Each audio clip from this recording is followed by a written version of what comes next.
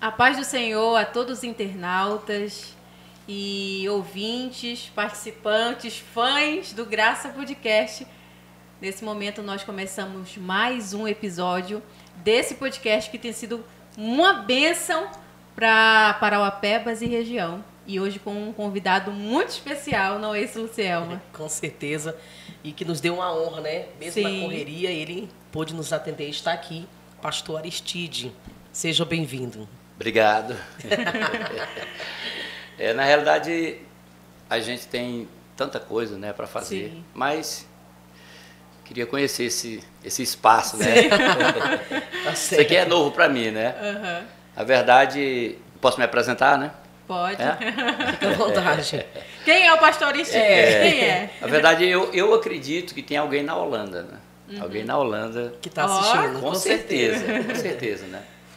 E sou pastor Aristide Barbosa, né? 56 anos, sou novo ainda. Sim. Pastor auxiliar da Assembleia de Deus Parauapebas, né? Pastor presidente Carlos Lindenberg Lima.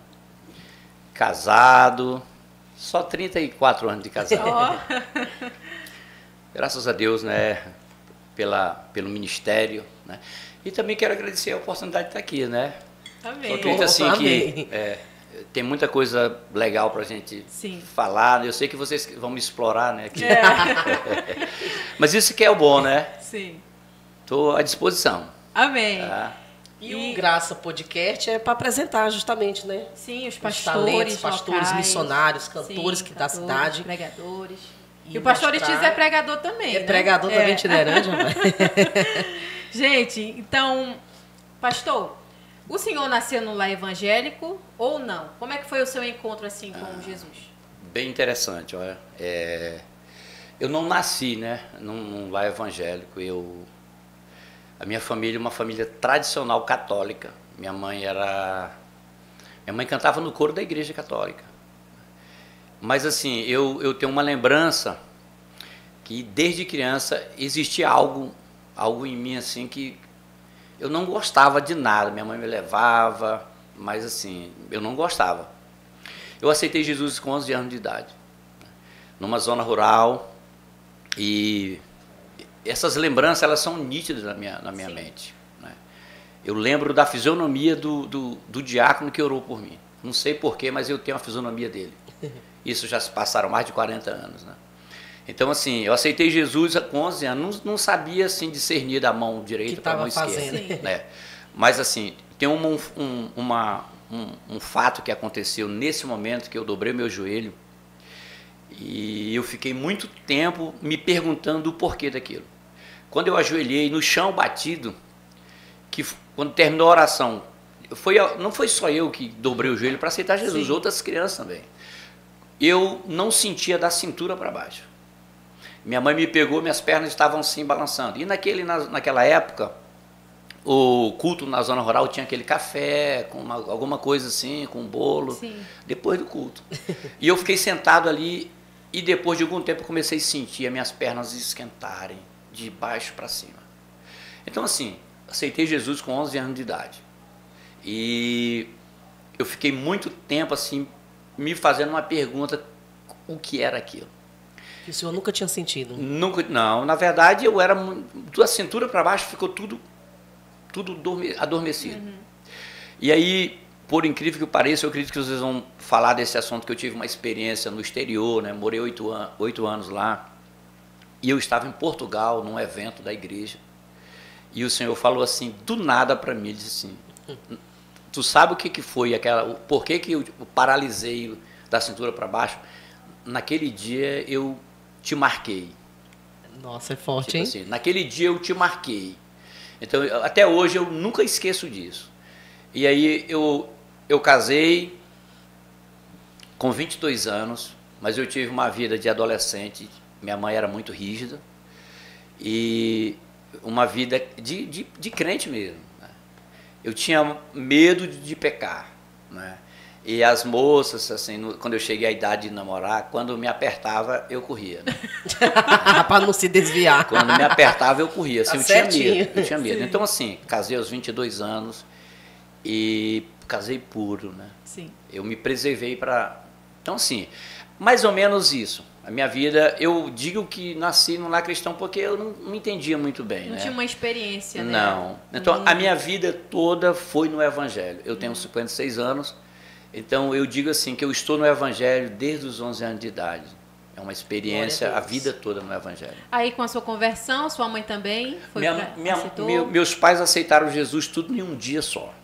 Que bem. Só que nesse dia que meus pais aceitaram Jesus, eu não fui lá para ajoelhar.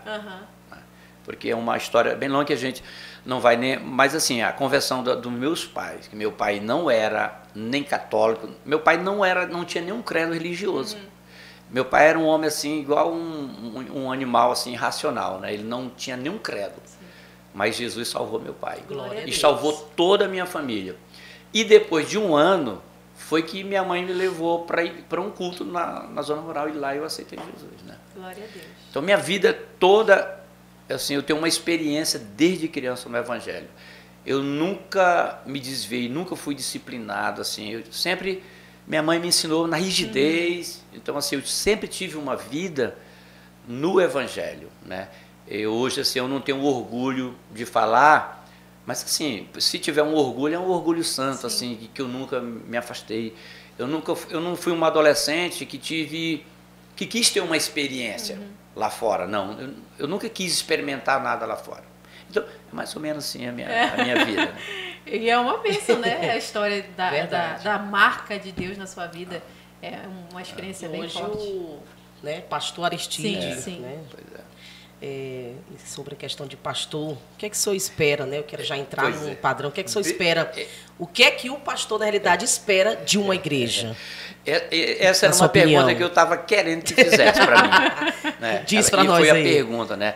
Por exemplo, olha, antes eu nunca imaginei um pastorado, não. Né? Hoje eu sou um pastor, assim, por vocação, por chamado e vocação. Vocacionado e chamado. Sim. Porque... eu entendo assim, que ser pastor, pastor é quem cuida de ovelha, né? Verdade. Então, assim, eu acredito assim, que pastor, ele precisa ter vocação, ser vocacionado, chamado e vocacionado.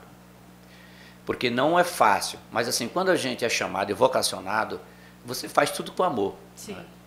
Né? Se for preciso eu estar na UPA 2 da manhã, eu faço aquilo com o maior carinho, sem se reclamar. Então, assim, mas a minha vida foi toda... minha vida foi distante de gravata e terno. Porque com 13 anos minha mãe me deu o primeiro violão, me colocou na aula de música, então minha vida foi musical. Né? Eu toquei contrabaixo a vida toda. A vida toda. Aí eu gravei 2 discos. Sério? Eu não sabia dessa. Que eu estou me entrevistando um cantor também. Eu gravei 2 discos, né? Eu vivi da música. Eu compus pelo menos umas 30 músicas. Então, assim... compositora, não acredito pra nós. Então, era aquele negócio de tênis, de calça jeans na igreja. Sim. Então, nada assim de camisa mangas compridas, gravata. Paletó, então. Bíblia. Que música não lê Bíblia? Poucos músicos gostam de Bíblia. Então, assim... eu era crente, mas assim, não leitor da Bíblia, porque eu estava no instrumento. Bom... E o pastorado, né? Pastorado. Aí que a pergunta foi essa. A pergunta foi essa. Mas para mim chegar no pastorado é uma experiência assim bem grande. Por quê? 2006 foi quando eu fui para o exterior pela primeira vez. Eu fui para uma igreja pequena e o pastor era pastor Ronaldo Marques, um pastor que ele era novo. Eu não era pastor, eu era só músico, mas eu tinha muita experiência, porque eu nasci no lar cristão. A casa da minha mãe era a casa que hospedava pastor. O pastor vinha dar a ceia, dormia na casa da minha mãe, almoçava. Então, assim, eu dizia assim, pastor, eu vou lavar rural, lembra que é bastante tempo, para me pagar o dízimo, eu vou lavar rural, lavava a rural do pastor. Então, assim, eu sempre estive aos pés do pastor, do lado. Então, eu aprendi muita coisa. Eu aprendi a dar benção apostólica ainda novo, solteiro, dar banho e gravata. Sim. Então, assim, vamos chegar na pergunta. Né? Aí lá, pela necessidade da igreja, o pastor disse assim, você não pode ser só músico, você precisa me auxiliar aqui, ser um diácono, depois ser um presbítero. E aí eu comecei o meu ministério, Deus me deu na Holanda, num dos países mais baixos da Europa. Sim. Então, fui para o diaconato, porque, por exemplo, eu aconselhava, e aí eu voltei em 2012 da Holanda já presbítero. Né? E comecei... Como Deus chama, rápido, né? Na pessoa. E comecei em Paraupebas, aqui vim para o bairro da Paz, que onde tinha... E aí fui reconhecido depois de um ano meu presbitério, fui para evangelista local, assumi a primeira área, né, em 2016, inclusive foi a VS10 onde nós estamos. Aqui foi a minha experiência, né? Então, a pergunta é, o que você espera? Eu tenho 3 promessas. Nós estamos falando aqui para muita gente. Muita gente. E eu quero... Tem alguns amigos meus, assim, família, mas amigos pastores que sabem que eu já revelei isso. Na Holanda, o Senhor me fez 3 promessas. E me mostrando campo. E, por incrível que pareça, não é cidade, é zona rural. Então, existe em algum lugar, pastor, o senhor está ao vivo, falando. Né? E hoje eu sou pastor auxiliar e meu coração está aqui na obra. Né? Mas eu sei que em um futuro, eu não sei que futuro é esse. Né? Porque as promessas de Deus, elas se cumprem no determinado tempo de Deus, não no nosso. A matemática nossa é uma, a matemática de Deus é outra, o Cronos né, de Deus é outro. Mas o Senhor me prometeu. Se o Senhor me prometeu, eu espero isso acontecer. Né? Então, assim, eu quero ser um pastor, eu sou hoje, né, um pastor que eu amo o que eu faço, né? Eu gosto de pessoas, eu gosto de ajudar, eu gosto de aconselhar. Então, assim, isso é o pastorado. Isso é o pastorado. Eu sou um pastor auxiliar, né, estou em uma área com 9 congregações, mas a gente exerce o pastorado lá na área. Né? Hoje eu represento o meu pastor presidente, pastor Carlos, lá na área. Mas o meu exercício lá é de um pastor. Né? O que te motivou a fazer, né, até hoje e continua te motivando? Pois é, eu acredito assim, é o chamado, né, a vocação. Que é o que te motiva todos os dias. Se define em 2 palavras, chamado e vocação. Porque quando a gente é vocacionado por alguma coisa, a gente tem motivação. Eu posso fazer uma comparação aqui, bem simples. Você tem 2 filhos, eu tenho um filho, e o seu desejo é que ele se forme em médico, seja um médico, mas ele quer ser advogado. E às vezes ele até começa a faculdade de medicina, mas a vocação dele não é para ser médico, é para ser advogado. E às vezes ele fecha a faculdade da medicina e vai contra a vontade do pai, porque a vocação dele, ele quer defender pessoas, não sei, mais ou menos, ele quer advogar causas. Então, assim, quando a gente tem vocação, é chamado, nós estamos falando de ministério pastoral, exercício pastoral, que é chamado e vocação. Então, o que me motiva é a vocação todo dia. Existe um momento na vida do pastor, às vezes o membro, a igreja, a ovelha, ela pensa assim, o pastor não sente tristeza, o pastor não sente desânimo, sente sim. Só que assim, a desmotivação desse pastor, pelo exercício ser tão, pesado, chega um momento que ele sente tristeza, ele sente vazio, mas isso é momentâneo. E não tem nem como desabafar. Não. Que ele tem que estar pronto, todo tempo é para aconselhar. Absolutamente. O pastor, ele está de madrugada, de madrugada liga para ele, seja em qualquer situação. Então, assim, isso é momentâneo. E, de repente, aquele desânimo já passou. Por quê? Porque ele é vocacionado. Então, assim, só permanece no pastorado quem é vocacionado. Se não for vocacionado, não permanece, porque não é fácil. Né? Agora, sendo vocacionado, ele permanece. Realmente, pastor. E nós queríamos saber do senhor, e como foi a sua chamada para ser consagrado ao pastorado. Interessante. Como foi para o senhor ir para a convenção? Como que aconteceu? Deus falou com o senhor antecipadamente? Como é que foi? Essa é uma outra pergunta muito boa, né? Não sei se foi elaborada assim, cronologicamente, mas boa. Eu era diácono e eu estava em algum lugar, em alguma igreja, por exemplo, na Holanda, em Portugal, na Bélgica. Eu fui em várias igrejas e eu estava no banco e alguém falava assim: "Ei, pastor". Eu falava: "Mas não sou pastor, sou um diácono". Então, assim, isso aconteceu várias vezes. Alguém me falava assim: "Ei, pastor", uma pessoa que às vezes não me conhecia.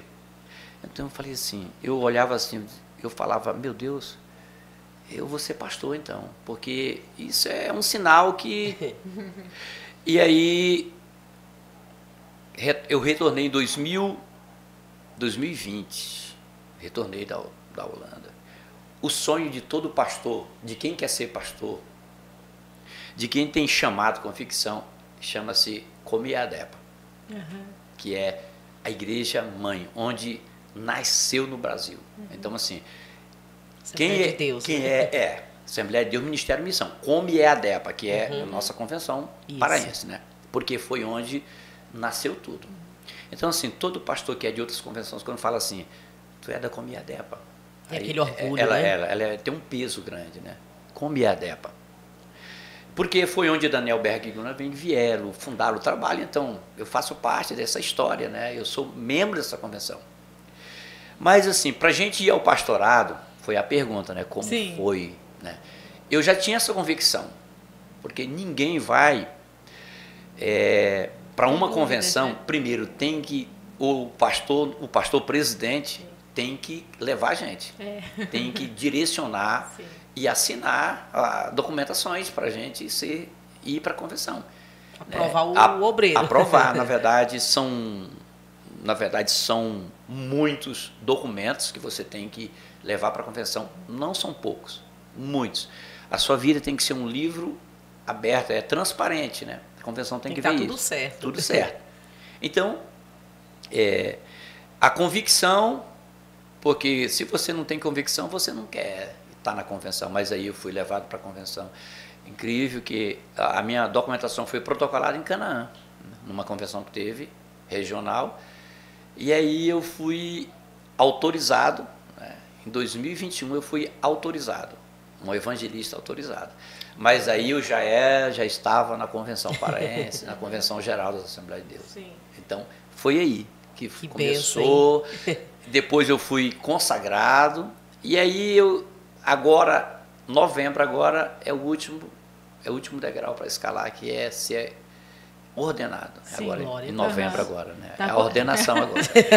Daqui o mês que vem, se Deus quiser. Mês que vem. Então, voltando, pastor, falando que você estava falando sobre que o pastor também sente tristeza, né? Às vezes sente sozinho. E a pergunta é, quando o senhor se sente sobrecarregado, né? O que é que o senhor faz, né? Quando está sem foco, o que costuma fazer então para sair dessa situação? Aí é 3 da manhã, né? Num quarto só. Orando. Num quarto só com Deus mesmo, só com Jesus. Na verdade, o pastor, por exemplo, hoje eu sou tempo integral, né? Então, assim, a gente tem que escolher um lugar, um espaço e um tempo, né? Pastor tem que ter um tempo a sós com Deus, a vida dele é essa, né? Então, assim, nesses momentos, aí a gente vai para aquele secreto, né? E aí, quando você sai de lá, sai novo, né? Sai novo. Você tem que conversar com Deus, né? Verdade. Tem que falar com o Senhor, e aí você diz assim, não, eu fui chamado realmente. Aí você descobre que foi chamado, porque existem muitos pastores que pararam, né? A minha análise é que não foram chamados, vocacionados e chamados. Porque quando eu tenho uma experiência, assim, eu dei aula básica de violão, aí eu conheci muitos alunos na igreja e eu não quero aprender. Na empolgação. Eu acho bonito. Eu falei, não é suficiente. Você tem que ser apaixonado por isso aqui. Sim. Não, então vamos fazer o teste. Primeira aula, segunda aula, na terceira ele não vinha, porque dói o dedo, não é fácil. Mas quando tem vocação, ele vai até o fim. Então, tem que ter vocação. E o pastorado, porque é um mundo espiritual. Eu aprendi a tocar sozinha. Isso aí eu é tinha vocação. 9 anos, é vocação. Eu olhei e eu disse assim, eu vou tocar aqui dali ainda. E eu não tinha condição de comprar um violão, minha mãe também não tinha. E aí eu ficava só olhando, era muito curiosa. E observava, perguntava. Quando minha mãe pôde comprar um violão, eu aprendi dentro de um quarto, pastor, sozinho também. Mas depois eu... eu conto a minha história, quem é entrevistado aqui é o senhor. Mas isso é vocação, né? Mas na verdade é para complementar, hoje. Né? Sim. Isso é um complemento de você... É uma forma que quando a pessoa quer, consegue, vai atrás. Você ser constante, né? A palavra diz assim, ser firmes e constante. Né? Às vezes a gente inicia um ano e a gente diz assim, esse ano eu vou ser constante na igreja, na obra. E de repente você começa e depois vai. Mas assim, você ser constante não é fácil. Uma palavra, esses dias, o nosso presidente, né, pastor Carlos Lindenberg, falou. O importante não é começar bem, você tem que começar e terminar bem. Terminar. E eu peguei ali, né? Achei muito Mas importante. isso é uma frase verdadeira. Né? Não é como a gente começa. Você terminou, você começou bem. Ele disse assim. Agora, como termina? Né? A gente vê tantos, em todas as áreas, por exemplo, na área eclesiástica como na outra área secular, pessoas que começam muito bem. E tem outras que não começam tão bem, mas terminam bem. Né? Então, assim, eu acredito que começar é importante, mas como termina é mais importante, né? Mais importante. É verdade. Pastor, eu fiquei surpresa, né? De saber que a VS10 foi o seu primeiro campo. Inclusive, nessa época, eu era sua ovelha. Eu era sua ovelha aqui. E o que o senhor falou, eu concordo plenamente. Eu vejo muitos pastores que começaram na empolgação, aí daqui a pouco não são mais pastores, são outra coisa, é engenheiro, é um médico, é um profissional aí secular. E exatamente isso que o senhor falou. Não são vocacionados e chamados. Então, eu fiquei surpresa, né, com a sua declaração aqui, que a VS10 foi seu primeiro campo. E eu, como sua ex-ovelha, eu estou surpresa. Por quê? Porque na época que o senhor era pastor, o senhor enfrentou algumas situações muito complicadas aqui na VS10. E eu acompanhei de perto. E a forma que o senhor soube lidar com a situação é a sabedoria de Deus mesmo. E eu quero ela admira o senhor, viu? Quando eu falei que o senhor era um convidado, ela ficou assim. Sim, foi meu pastor. Então, quem a gente conhece, quando a gente conhece uma pessoa, a gente admira essa pessoa. O senhor é uma dessas pessoas aí, meus pastores. Que bom, né? Já foi, né? Meus pastores que eu admiro. E tenho, assim, como amiga. Por ela, assim, o senhor estava na VS10 até hoje. Missionária. Pois é. Sim, mas, na verdade, assim, eu acredito que foi o meu chamado lá no exterior para auxiliar como diácono. O pastor via isso assim. Eu aconselhava. Sim. Mas esse aprendizado, ele vem de longe, né? De longe, experiência. Olha, eu fui regente de conjunto de jovens, fui regente, né? Então, assim, eu sempre tive ao lado. Trabalhar com pessoas, já tinha costume. E outra, eu nunca gostei de estar longe do pastor. Né? Eu sempre digo assim, olha, fique perto do pastor. Sim. Não se afaste do pastor. Né? Porque tem alguém que diz assim, olha, não fique debaixo de árvore que não tem sombra, fique debaixo de árvore que tem sombra. Então, assim, se apegue ao seu pastor. Tem pessoas que ficam longe do pastor, fique próximo, se coloque à disposição. Né? Então, assim, eu sempre estive perto. E aí, se tiver uma coisa, eu digo aqui, olha, nesse bate-papo aqui bom, às vezes vocês pensam assim, só nós que vamos, ou os nossos amigos que estão aí do outro lado, né? Estão vendo, estão assistindo, e talvez vão tirar proveito de alguma coisa, né? Da nossa conversa aqui. Mas nessa conversa aqui, existem coisas que eu vou sair daqui com vocês aprendendo alguma coisa, eu tiro alguma coisa interessante. E a minha percepção ela é muito, sabe, aguçada, no sentido assim, o que é bom, eu pego, eu não deixo, né?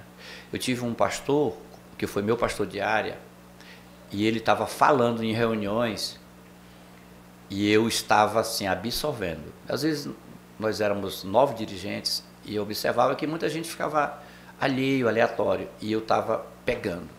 E ele dizia assim, olha, alguns de vocês, não dizia, alguns de vocês serão pastores de área. E eu dizia assim, eu vou ser um deles. Eu tinha um sonho, eu dizia assim, eu ainda vou pregar, né, no púlpito do Templo Central. Dessa igreja. Eu vou pregar. Né? Eu vou me preparar para isso.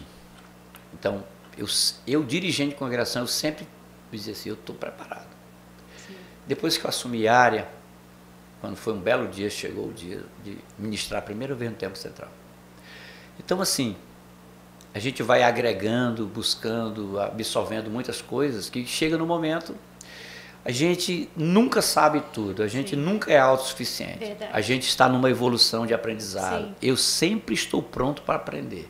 E eu aprendo com pessoas que às vezes ele diz assim, não é possível. Eu aprendo com pessoas, às vezes que você nem imagina. Sim. E eu aprendo. Eu aprendi com aqui.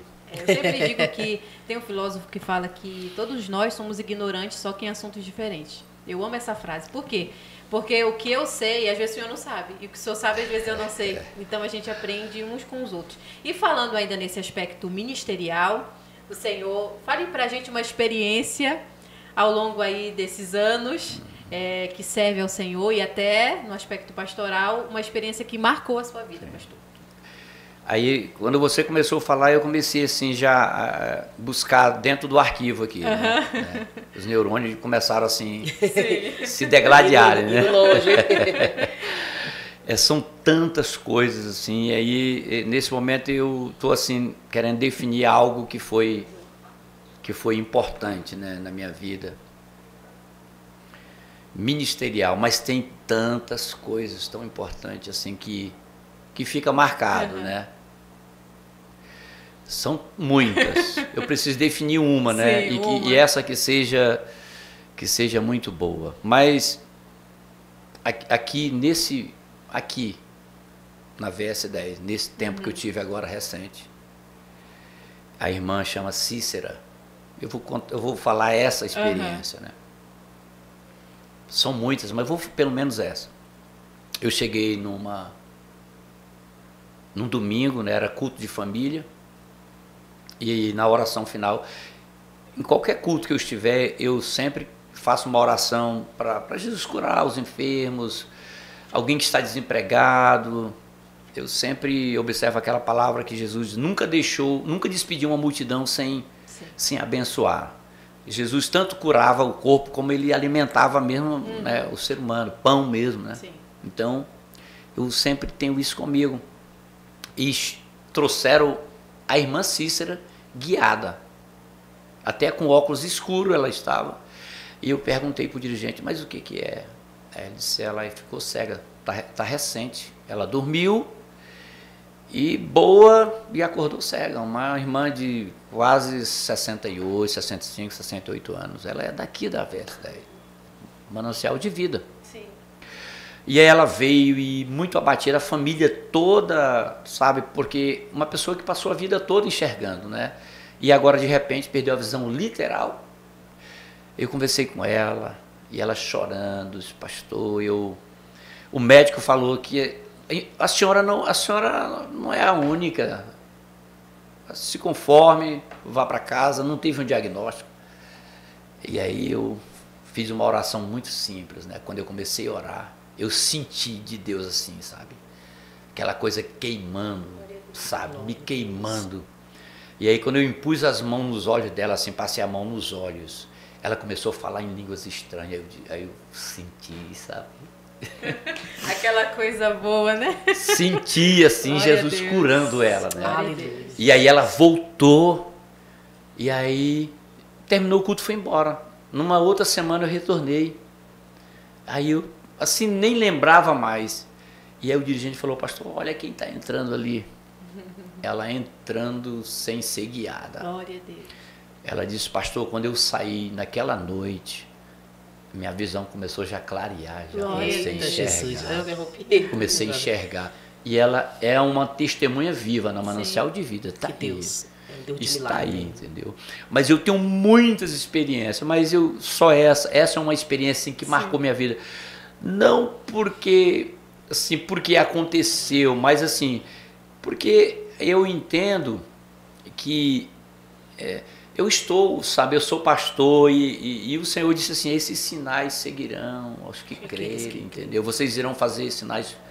Isso é uma coisa, vamos dizer assim, maravilhosa, sim, fantástica, né, que Deus faz, né? Isso aí a gente fica tão feliz assim, porque você foi uma extensão de Deus, um canal de Deus. Sendo útil na obra, né? E o que aconteceu com essa família, o impacto que causou quando viu os filhos, ver a mãe retornando a enxergar, né? Verdade. Isso é muito forte. Sim, gente. Só Jesus Pastor, faz isso, né? E um dos maiores desafios, né, cite pelo menos 3 aí, que eu sei que tem vários desafios na vida de um pastor. Eu acredito assim que o primeiro desafio na vida de um pastor é ser exemplo dos fiéis. Esse é o primeiro. Um pastor, ele não pode se dar ao luxo assim, de falar no meio, principalmente, não só no meio dos seus membros, mas em qualquer lugar que ele esteja, ele não pode usar termos, falar uma linguagem que não seja uma linguagem eclesiástica, cristã. Então, assim, esse é um desafio de ser exemplo. E isso é uma coisa assim que todo dia, eu acordo e eu digo assim, eu preciso ser exemplo dos fiéis. Eu preciso ser exemplo. As pessoas que estão no meu pastorado ali, elas precisam ver, olhar e dizer, não, eu preciso passar isso para eles, tem que ver isso. E o outro desafio, o primeiro é ser exemplo dos fiéis, assim, isso é uma coisa de regra que eu tenho, ser exemplo. E ser exemplo dos fiéis. Um outro desafio que eu acredito assim, você ter uma vida de santidade, um mês, porque assim, o pastor, ele tem tempo para isso, ele vive para isso. Sim.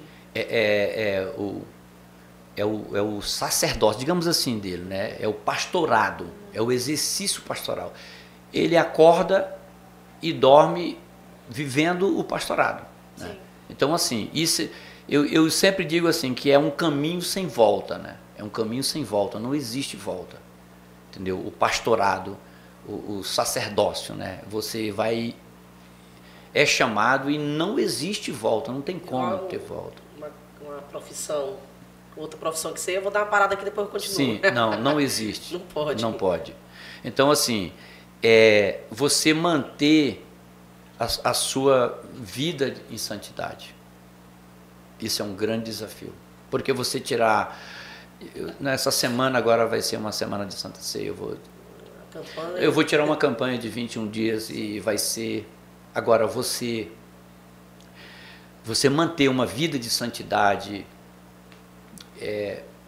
durante a sua vida ministerial, isso é um grande desafio. Isso é a segunda, né? Eu sou casado há 34 anos. E se tiver uma coisa que eu digo assim, Senhor, vai ser até o final. Até o final. Eu digo assim, um pastor, ele tem que ser marido de uma só mulher. Então, assim, esse aqui é um outro desafio. Você manter seu casamento. Talvez existe outros desafios que são importantes, mas, por exemplo, manter a sua família, seu casamento. Porque é muito importante a gente aconselhar pessoas. Você edificar o seu rebanho, né? Existe aquela preocupação quando você vê alguém, você aconselha, um casal que está se separando, e o seu casamento. Então, assim, esse é um grande desafio. Porque não adianta eu chegar em um lar que está se desfazendo, e sendo que o meu casamento não está bem. Então, assim, eu tenho que estar com o meu bem, com o meu casamento bem. Então, assim, se eu tiver qualquer uma situação, porque todo casal tem, na minha casa, eu me desabo, porque eu digo, eu tenho que estar bem. Então, assim, se eu, como pastor, não estou conseguindo edificar o meu, ajustar o meu, como é que eu vou poder edificar os outros? Sim. Então, assim, o primeiro é aquilo que eu falei, né? Ser exemplo. Sim. Ser exemplo na maneira de falar, na maneira de vestir. Se eu for para um retiro com a igreja, uma congregação, aí tem a piscina. Se alguém quiser ver eu tomar banho, eu vou tomar banho de camisa e de calça. Sim, comprido. Ou seja, o pastor Aristide é o mesmo. O mesmo, sim, vou brincar, só que eu tenho um limite. Sim. Eu preciso ter um limite na minha fala. Eu vou brincar, Isso é ceder, né? Muitas coisas, pelo chamado, né? Porque na verdade, assim, eu vou conversar, eu vou brincar dentro de um limite. Sim. Dentro de um limite. Eu tenho um limite, até onde eu posso brincar. Então, assim, por quê? Porque, por exemplo, eu preciso ser esse exemplo, porque eu vou estar lá no púlpito, eu vou orar para Jesus curar, e aí alguém vai ver, não, mas lá no retiro ele se comportou dessa maneira, então eles vão me ver de uma outra maneira. E tem pessoas que, não, na igreja eu sou a missionária. Lá na rua não precisa ser a missionária que está na igreja, né? Tem gente que... Eu sou muito já tem outros pensamentos. Eu sou muito moderado naquilo que eu falo. Eu tenho um limite na minha fala, em qualquer lugar. Sim. Aqui já está bom, não dá mais, é só até aqui. Uhum. Então, assim, e esses são desafios. Tem outros, mas esses são grandes desafios na vida de um pastor. E como o senhor falou, pastor, sobre o casamento, né? E na sua visão, como que o pastor concilia as atividades na igreja e com a família? Como ele deve lidar com essa situação? Uma boa pergunta. A igreja é a extensão da sua família, né? É uma outra família. Né? Só que o Paulo diz que quem não cuida da sua casa, como é que ele pode cuidar da? Sim. Né? Então, assim, a gente tem uma situação lá na igreja ou vice-versa. Né? Uhum. Você pode ter uma situação em casa e você não tem que levar ela para a igreja. Ou você pode ter uma situação na igreja e não levar para casa. Né? Então, assim, é um caminho de mão dupla. Né? De mão dupla. A gente precisa... Eu agradeço muito a Deus. Assim, praticamente o senhor tem duas famílias para cuidar. Duas famílias. Então, tem a sua lá na sua casa e tem a da igreja, que é a sua família. Eu tenho 2 filhos, uma está na Holanda e eu me preocupo muito. Na Holanda não, em Portugal. E tem um filho que está em Marabá. 30 anos e 26, a menina, que é casada. E aí, como eles estão longe, aí eu converso com eles. Aí eu falo com eles, mando mensagem, mando áudio, coloco um texto, um versículo bíblico e oriento.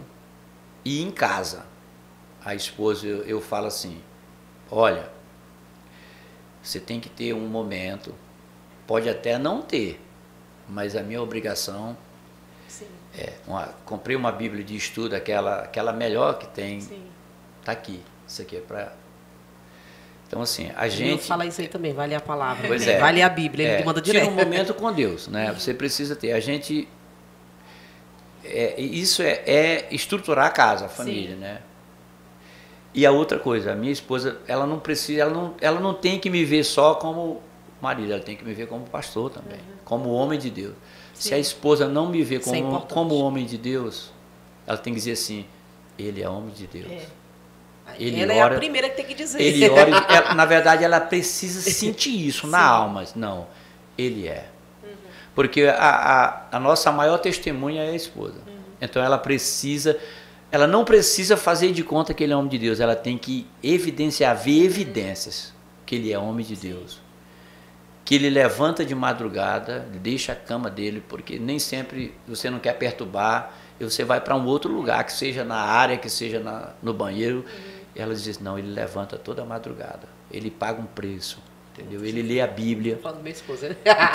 Então, edificar a casa, né? E aí, são duas coisas, são duas preocupações que a gente precisa ter. Eu não posso levar minha esposa ao céu, mas eu posso direcionar o caminho dela para ela ir ao céu. Né? Então, tem uma coisa interessante que eu sempre falo, que a Bíblia diz assim, que aquele que vir após mim, tome cada um a sua cruz e siga-me. Mas a gente é um só. Então eu digo assim, pelo amor de Deus, não me deixa só. Vamos ver se a gente entra os dois. Não. Então, assim, aí tem aquele negócio assim, estarão dois na cama, um será levado. Eu digo, não deixe isso se cumprir.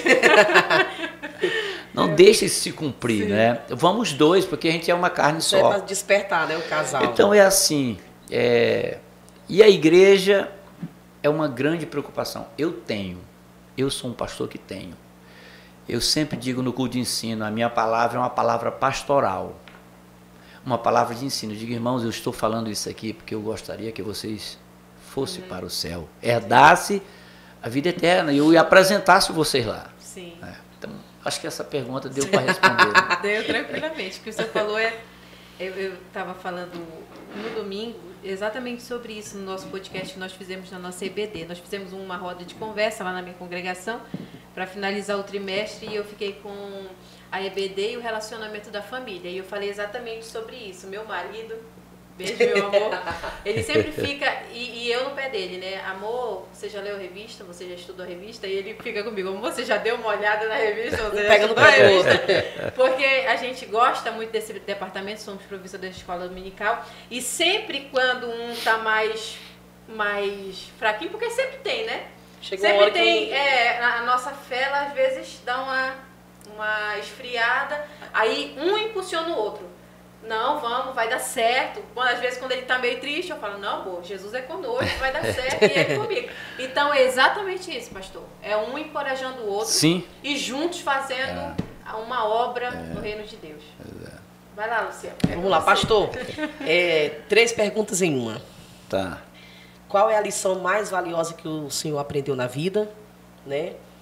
E como você define o sucesso na sua área? Eita. Pergunta profunda, né? Qual a primeira? A primeira, qual a lição mais valiosa que o senhor aprendeu na vida e como você define o sucesso na sua área? Olha, a lição.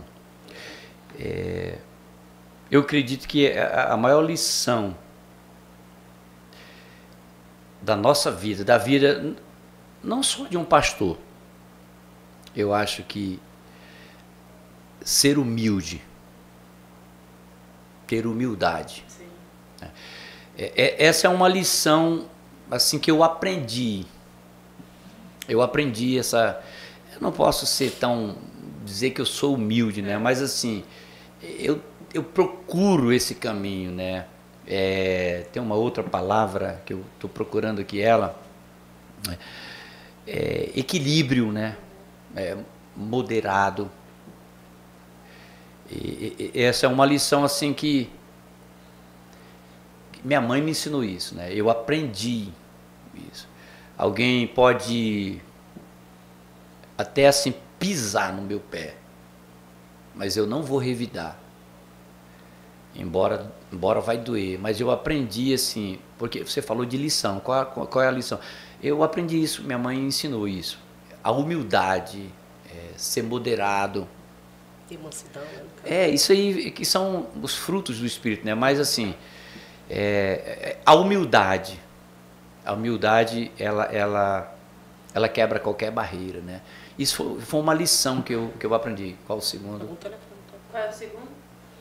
Aí a segunda é como o senhor define o sucesso na sua área como pastor? É a humildade. Ela define define tudo. A humildade. Olha, A humildade... E o mais difícil de ser um pastor? Paciência. Mais difícil, de ser um pastor. Pois é. Fala aí uma característica. Olha, assim, eu não sei nem definir o que é mais difícil, né? Porque a gente falou tem as fases, né? Na verdade, quando desafios, mas... eu não vou dizer assim, quando a gente escolhe ser pastor, porque a gente não pode escolher, né? Ser pastor, eu acredito assim, que Deus fala para Moisés, e diz assim, da família de Arão, eu quero eles. Não foi Arão que quis que sua família fosse a tribo sacerdotal, da família que fosse servir lá, né? Então assim, quando Deus escolhe, porque quando Deus escolhe a gente, existe, não é simplesmente você vê um pastor assim. Eu posso dizer que eu sou um pastor, você falou de sucesso, né? Eu posso dizer que eu conquistei um espaço, né, que foi Deus que me deu, me honrou, né? Eu sou um pastor auxiliar de uma igreja, talvez das maiores igrejas do Pará, né? Uma igreja grande, uma igreja abençoada. Então isso a gente tem uma credibilidade no meio da igreja. Às vezes eu tenho um irmão que chega assim e diz assim, coloca a mão na minha cabeça aqui. Eu fico, meu Deus, que responsabilidade. Aí diz assim, como é que o senhor está? Pai do Senhor, como é que o senhor está? Isso assim, pegando na sua mão agora, eu ganhei meu dia. Então assim, a gente percebe aquele carinho das pessoas. Entende assim, só o pastor orar já, né? Pois é. Então assim, pastor, mas como o senhor veio, né? Como o senhor veio?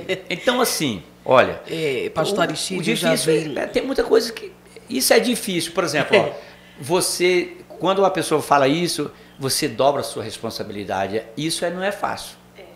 Você carrega muita gente. Você precisa ser exemplo para muita gente. E não é fácil isso. Então, fácil, isso é que é difícil. Como a pergunta que eu fiz também sobre a questão de difícil, né? Qual é a parte difícil de ser um pastor? Né? Eu acredito que muitos, às vezes, deixam sua família, né? Tem que sair daquela cidade para ir cuidar da obra em outra. Então, são coisas que você... Como eu não tive ainda essa experiência, na verdade, eu tive no exterior, né? Fui pastor lá, mas assim, eu ainda não tive essa experiência, né? De sair para... Que eu sei que é um desafio, né? Você sai do seu ambiente, vai para um outro totalmente diferente, né? Eu tô querendo perguntar tudo aqui. Não tô deixando a Thaís falar. Deixa eu só... Pastor, mudando aqui de assunto aqui, eu tô falando algo pessoal. O que mudaria em si mesmo, né? Se o senhor pudesse? Que eu mudaria? Aristídio, o que o senhor mudaria? Que eu mudaria? Senhor? É uma pergunta. Vocês são cirúrgicas, viu? Essa pergunta. Tá elaborada. Olha que eu faço assim, ela faz a dela, viu? Eu nem sei quase dela. Tá elaborada aí, tá? Tá aqui, ó. O que é que o senhor mudaria em si mesmo se pudesse? O que eu mudaria? Eu gostei dela também. Rapaz... O que é que o senhor tirava do senhor, né? Eu tirava... O que é que o senhor tira do senhor? Rapaz, se eu pudesse, eu tirava isso aqui de mim. Olha, eu tenho assim, talvez... Eu sou igual Moisés. Ansioso? Assim, eu não tenho ansiedade. Talvez eu tenha alguma dificuldade na dicção. Assim, Moisés fala assim, eu não sei falar, mas assim, quando ele fala, eu acho que ele tinha alguma... Tem hora que eu percebo, a minha voz,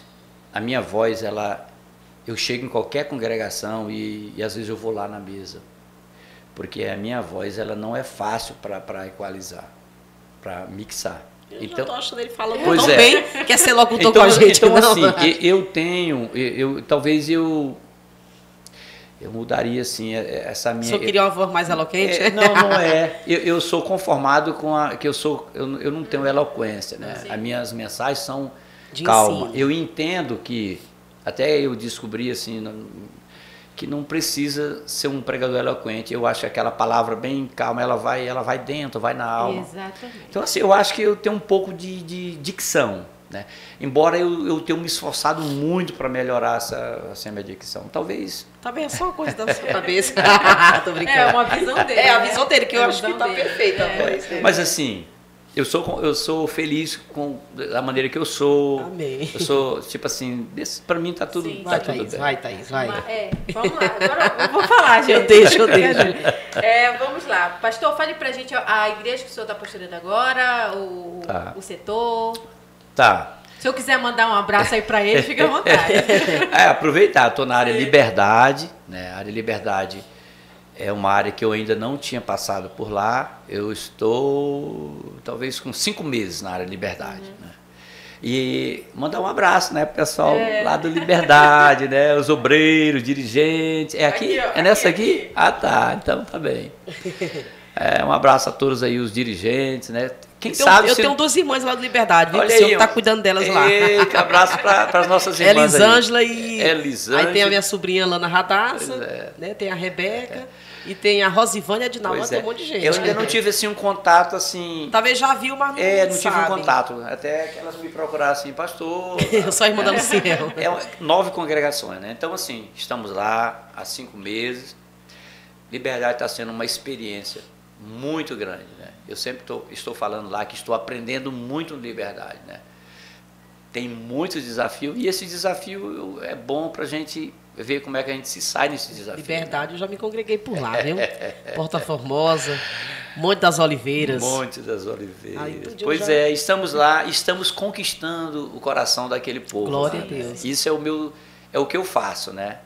Eu, assim, quando eu falo porque eu estou sendo entrevistado aqui, ela não está aqui, né? Então, quando eu chego, eu quero atingir, não é a visão não, eu quero atingir o coração, né? Procurar atingir o coração das pessoas. Verdade. Eu abraço e aí a gente vai, estamos lá. Sim. Pastor, o senhor falou aí muito sobre o amor da sua vida, né?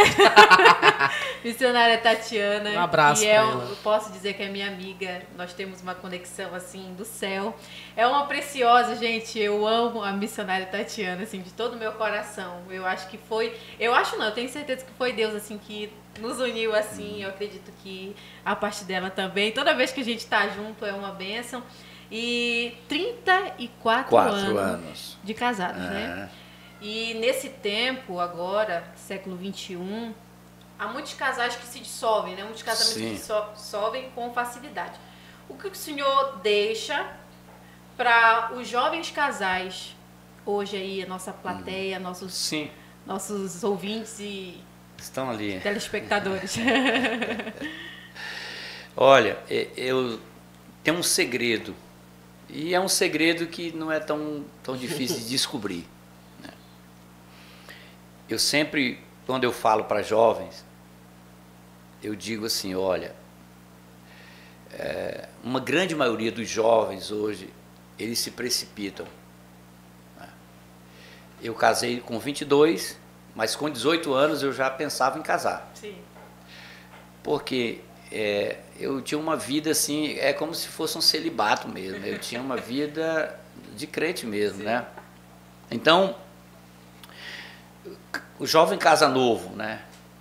Hoje os jovens não se casam, demoram a casar, até porque hoje uma grande maioria dos jovens tem uma vida, né, sexual aí, ativa. Às vezes até dentro das igrejas, né? Então, assim, eu estou até hoje, alguém diz assim, olha, 34 anos, você só foi maravilha. Não foi. Né? Nós tivemos muitos desafios. E eu, como a cabeça mais madura, digamos assim, como o cabeça, o equilíbrio, eu tive que contornar essas situações. Então, assim, qual é o segredo? Essa foi a pergunta. Eu quero falar com os jovens que tenham paciência, né? Esperem no Senhor, né? Não avance o sinal, espere para depois do casamento. Depois do casamento. E eu tive um pastor, o pastor que celebrou o nosso casamento, que já dorme no Senhor, o saudoso Elias de Araújo Cavalcante. Ele dizia assim para mim, olha, Aristides, espere para o casamento. Né? Não se precipite, não avance o sinal, porque você vai ser abençoado.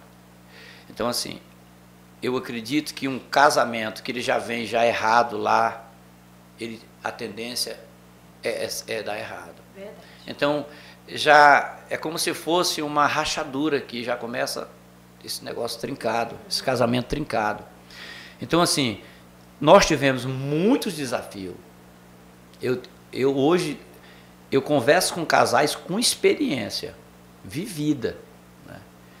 Eu digo assim, eu sempre digo, olha, eu afirmo com certeza, com convicção, um casamento só pode ser separado, só não existe solução se for um caso de infidelidade e ambos não queiram perdoar.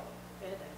Então, existe uma fresta e uma brecha que se abre. Mas qualquer um outro problema, alguém diz assim, pastor, eu vou separar porque eu não amo mais. Eu digo assim, a senhora quer o casamento, eu vou lhe dar receita agora e lhe dou um prazo para a senhora dizer para mim, meu casamento está abençoado. Então, assim, eu já tratei muitos assuntos de casais. E aí diz assim, por que você quer separar? Porque eu não amo mais. Eu digo, isso aí é uma conversa que não me convence. Nós vamos... Faltou algo nessa trajetória, né? Os consertos, as reparações, mas eu tenho a receita.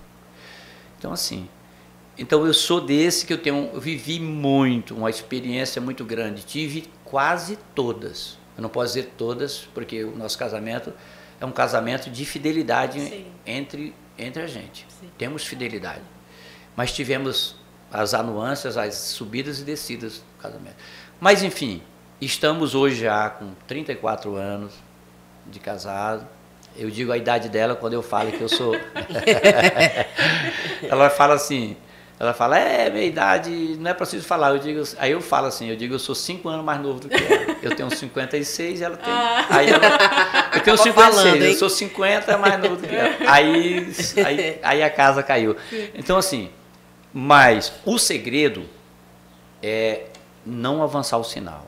Né? Eu casei, esperei, né? O casamento não é aquele negócio... Alguém diz assim, não, o Senhor vai me dizer. Não. O casamento, existe coisas que Deus escolhe para nós, mas o casamento existe muitas coisas que é a gente. Então olhou a menina, que era casal apaixonado. olhou a moça e aí gostou. Aí deu a vibe, a química, né? E aí vai dar certo e Deus abençoa. Então assim, o segredo é esperar o tempo de Deus, né? Claro que você tem que olhar para a pessoa que você vai casar e gostar, né? Com certeza. Você vai ter uma coisinha que não gosta, não casa não. Então, gosta de tudo, mesmo que tenha, porque existe casais namorados que tem um defeito, mas ele não, gosta tanto que isso aí, então, esqueci o segredo. Quando casar, ele vai tirar isso aí, vai mudar, vai dar aquela confiança, né? Pastor, encerrando, né, Thaís? Para mim, a minha última pergunta, tá? Ainda tem 3, Thaís. Essa que não está na pauta, mas Sim. veio aqui na minha mente, na minha cabecinha. Pastor, o senhor teve uma experiência no exterior, na Holanda, Sim. né? E na sua visão, se não me engano, a Holanda, ela faz parte da janela 1040, se eu não me engano, que é um dos países difíceis de evangelização no mundo, né? Qual a diferença que o senhor viu, sendo pastor lá? Sim. E aqui algumas diferenças, na sua visão. Só, na verdade, ela não está na janela. Não. Até porque a Holanda, ela foi um país quase 100% cristão. Uma grande maioria dos holandeses são descendentes de judeus. Grande maioria. É um país de 17 milhões de habitantes. Ela cresce para cima, geograficamente é do tamanho de Sergipe, bem pequenininho. Mas ela cresce, né, vertical. Sim. Então, assim, a pergunta, qual a diferença? A Holanda, hoje ela tem, eu acredito que 50%, 60% dos templos, não igrejas somos nós, né? Os templos que foram tombados, vendidos para boate, lugar de danceteria, coffee shop, onde, sabe? uma série de coisas que não tem nada a ver com a adoração. Então, assim, isso é um sinal do que ela foi, né? Na verdade, é a cidade, é o país de Armínio, que tem uma história. É um país que tem o único país que tem uma réplica da arca, né, do tamanho original, a Arca de Noé. Então, assim, hoje a igreja ela está amordaçada. A igreja está igual aqui. Por exemplo, nós estamos aqui, ninguém sabe que tem isso aqui, né? Essa estrutura aqui, né? Os vizinhos não sabem. Então, assim, a Holanda, você passa e você não sabe onde é que a igreja está, porque a igreja não está na rua. Então, assim, eu fiquei 1 ano e 5 meses como pastor de uma igreja. Da igreja onde eu nasci, eu voltei para ser pastor dela. Onde eu nasci, assim, no ministério. Sim. Então, eu senti muitas dificuldades. A igreja na Holanda, ela cresce e para.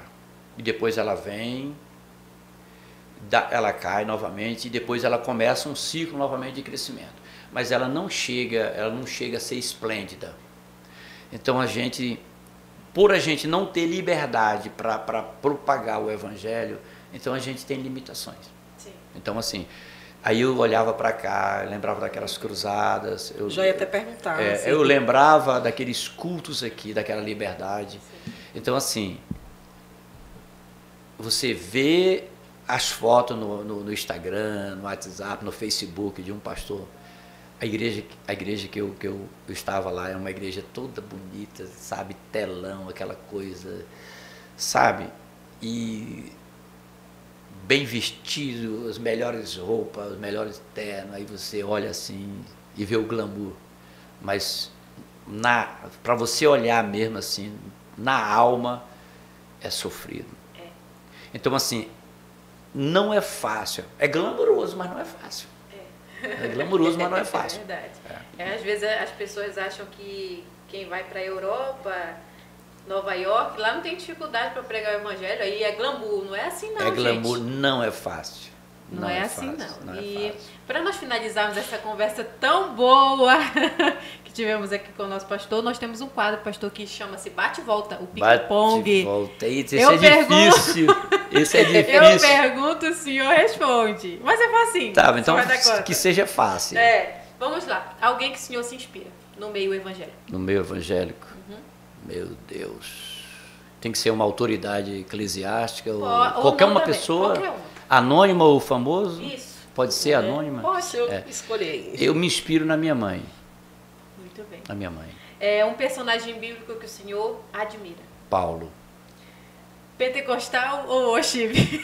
Como? Pentecostal ou worship? Estilo de música. Eu gosto de música de adoração. Uma música, eu gosto de música de adoração. Louvor e adoração. Sim. Mas o worship mais calminho, né? Mais calminho. Uma frase que lhe inspira. Uma frase que me inspira. Pode ser um versículo também. Eita. Essa aí foi assim. Não pode pular ela e depois voltar, não. Uma frase. Uma frase que o senhor gosta. Eita. Uma frase. Vamos pular então? Pula. Vai pensando aí. Aí eu volto nela. Um hobby, aquilo que o senhor gosta de fazer assim, hobby. Nas horas vagas. Nas horas vagas? Só mesmo ficar em casa no sofá e ver um programa de televisão. Sim. Assim, eu não tenho hobby. Sim. Assim, não tenho. Quando eu tiro uma hora, eu gosto de ficar em casa. Sim. Em casa, eu gosto de casa. Né? De casa. Um personagem bíblico que o senhor não chamaria para tomar um café lá na sua casa? Eita Deus. Um personagem bíblico. Um personagem bíblico. Difícil, né? Eu não chamaria Golias. Que é muito valente. Um sonho, pastor. Um sonho. Jesus. Sabe? Voltar para casa. Muito bem. Voltar para casa. Você está entendendo, né? Eu entendi. Entendi. Voltar nosso verdadeiro lar. Para minha pátria celestial. Esse é o meu sonho. Glória a Deus. E agora, para finalizar, a pergunta que o Senhor falou. Uma frase. Sim, que me inspira.